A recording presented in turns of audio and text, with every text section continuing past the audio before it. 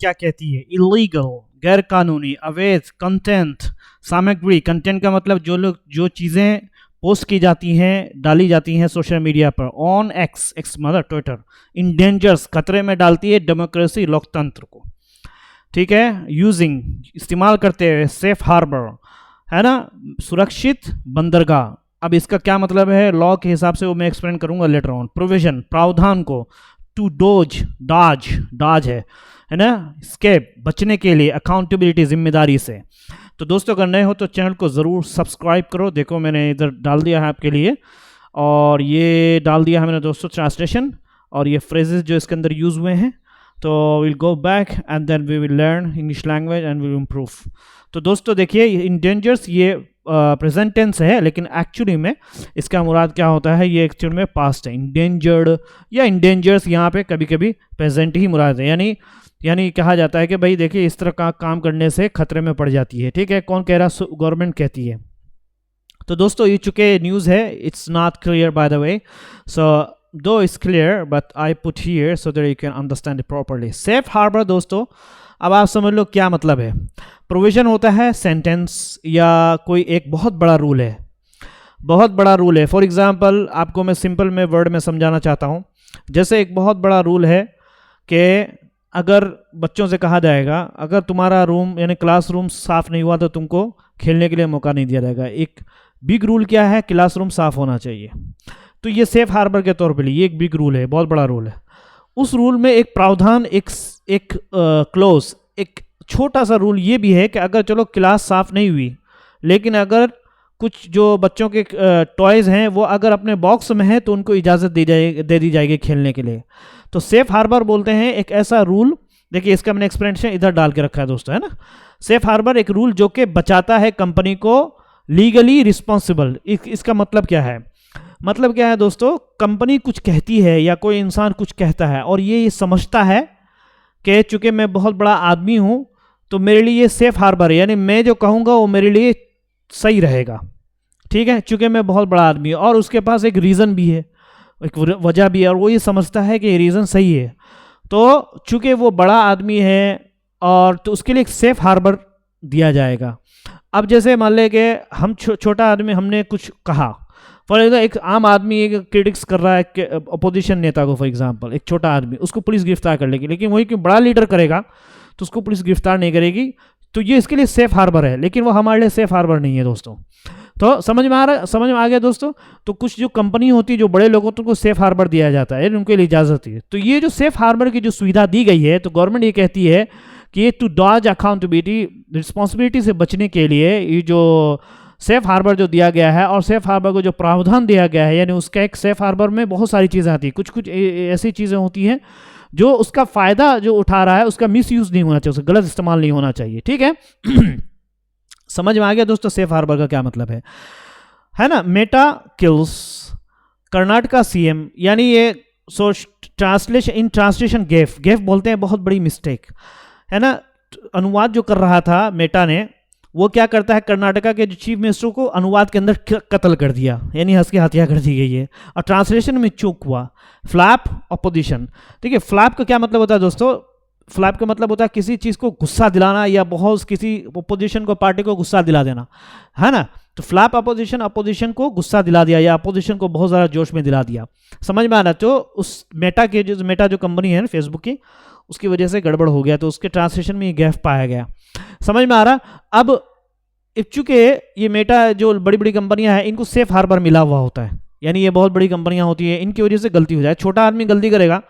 समझ में आ रहा है ना। अभी जैसे मान लें कि आप फेसबुक पे कुछ भी लिख रहे हो, थोड़ा सा गड़बड़ करोगे आपको पुलिस गिरफ्तार कर लेगी, लेकिन अगर वो मेटा के जरिए आ गई तो उनको सेफ हार्बर मिला हुआ है, उनको सेफ हार्बर प्रोविजन मिला हुआ है, तो उनसे पुलिस तो उनको डायरेक्ट गिरफ्तार तो नहीं करी, उनसे पूछेगी ऐसा क्यों हुआ। तो गवर्नमेंट कह रही है कि सेफ हार्बर का गलत इस्तेमाल ना किया जाए। होप कि आपको समझ में आया। द सेंटर टोल, है ना, केंद्र ने बतला दिया कर्नाटका हाई कोर्ट को थर्सडे के जुमेरात के दिन दैट अलाउंग द प्रोलिफरेशन, देखिए ये भी एक वर्ड है, ठीक है। प्रोलिफरेशन को होता है दोस्तों बहुत ज़्यादा, किसी चीज़ का बहुत ज़्यादा हो जाना, तो उसको बोलते हैं प्रोलिफरेशन। के इजाज़त देना यानी अलाउ करना, इजाज़त देना।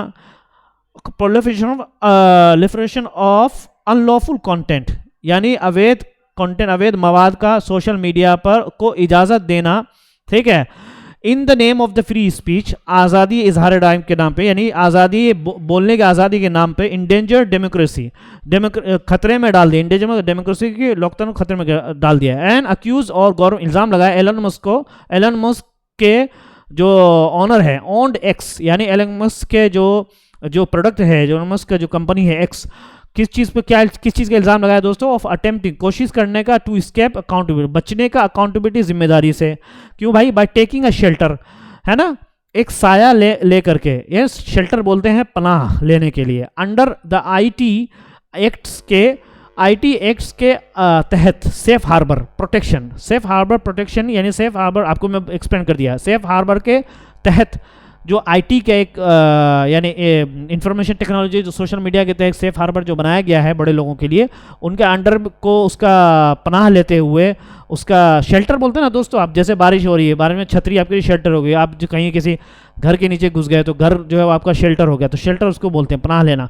तो safe harbour protection, safe harbour की जो सुरक्षा जो दी गई है इन लोगों, उसका गलत इस्तेमाल करते हुए ऐसा इल्ज़ाम लगाया गवर्नमेंट ने, ठीक है। Questioning the US based companies locus standi to move an Indian high court. अब देखो समझ लो, क्वेश्चन का सवाल करते हुए यूएस बेस्ड यानी यूएस बेस्ड कंपनी का जो हक है क्या है, move an Indian high court में याचिका दाखिल करने का, फॉर प्रोटेक्शन ऑफ फंडामेंटल, बुनियादी अधिकार को बचाने के लिए।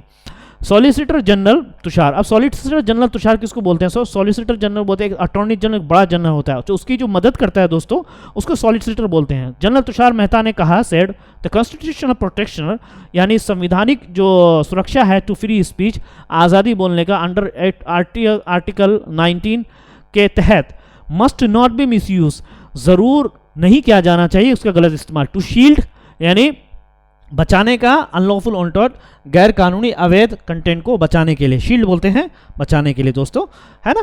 तो समझना क्या है दोस्तों, यहाँ पे यूएस बेस का लॉकस स्टैंडी का सिंपल मीनिंग आप ये समझो दोस्तों कि द राइट और ability to bring a legal action, यानी लॉकस स्टैंडी का मतलब होता है अधिकार का होना, राइट का होना, हक का होना। तो ये एक लैटिन वर्ड है, लेकिन इसको इंग्लिश में भी यूज़ करते हैं, ठीक है। तो इसका एक अधिकार है उनके पास, किनके पास? एलन मस्क की कंपनी के पास, to move an Indian high court. क्यों भाई? अंडर द ये जो इनको मिला हुआ जो इस पर सेफ हार्बर है ना, तो उन्होंने कहा है कि must not be misuse, इसका गलत इस्तेमाल नहीं किया जाना चाहिए, ठीक है।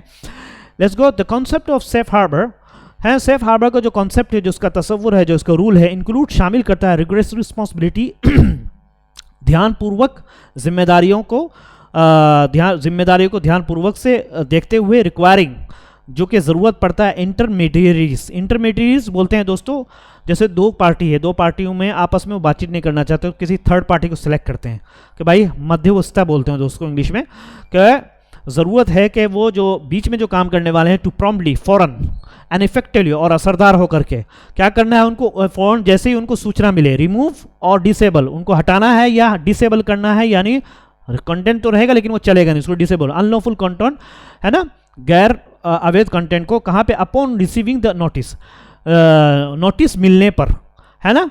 यहाँ पे आफ्टर का मतलब भी हो सकता है। सेफ हार्बर जो कहा is not a constitutional guarantee, ये कोई संवैधानिक गारंटी नहीं है, बट अ स्टैट्यूटरी प्रिविलेज, लेकिन वो क्या है दोस्तों?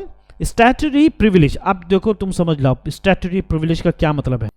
तो स्टैट्यूटरी प्रिविलेज बोलते हैं दोस्तों एक खास तौर का पावर जो आपको दिया गया, जैसे एक सुपर पावर होता है जो कि सिर्फ गवर्नमेंट को मिलती है ना, हर आदमी को नहीं मिलेगी। जैसे ये है कि जैसे आप जो मतलब है कि जैसे आप स्कूल में टीचर लोगों ने डिसाइड किया कि भाई इन बच्चों को देना है गोल्ड मेडल, लेकिन आखिर में सुपर पावर जो होता है वो प्रिंसिपल के पास होता है या ऑनर के पास होता है, वो टीचर के को बातों को सुनेगा। अब ये कोई ज़रूरी नहीं है कि उनके पास स्टैचुरी बोलते हैं स्टेटस वाला, एक पोजीशन वाला जो प्रिविलेज है, प्रिविलेज बोलते हैं मुस्तहिक, हक, अधिकार, खास तौर का एक क्या बोलते हैं उसको, सहूलत, खास तौर के का एक ऑप्शन है ना, प्रिविलेज बोलते हैं उसको। यानी मैं इस चीज़ का मुस्तहिक हूँ, मैं एक चीज़ का हकदार हूँ, मेरे पास राइट है, मैं डिजर्व करता हूं इस बात को, इस प्रिविलेज बोलते हैं, स्टेटस वाला प्रिविलेज मिलेगा, क्योंकि प्रिंसिपल जो कि बहुत बड़ा है उसके पास ही फाइनल डिसीजन का फैसला होता है।